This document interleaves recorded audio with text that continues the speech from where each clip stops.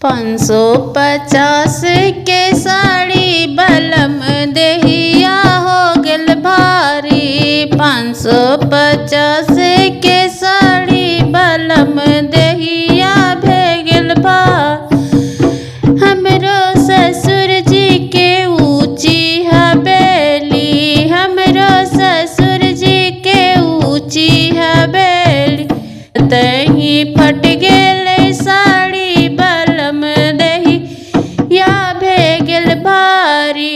550 के साड़ी बलम देहिया भेगल भारी। 550 के साड़ी बलम देहिया भेगल भारी।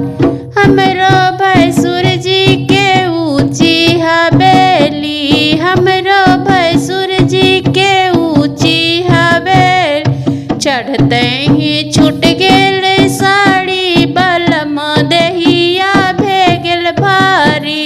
चढ़ते ही छूट गेल साड़ी बलम देहिया भेगल भारी।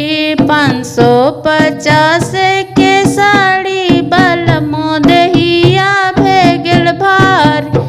हमरो देवर जी के ऊंची हवेली, हमरो देवर जी के ऊंची हवेली। चढ़ते सरक गेल साड़ी बलम देहिया भेगल भारी। माथे से गिर गेल साड़ी बलम देहिया भेगल भारी।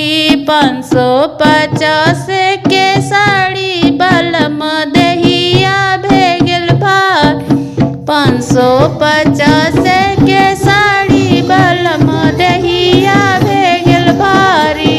550 के साड़ी बलम देहिया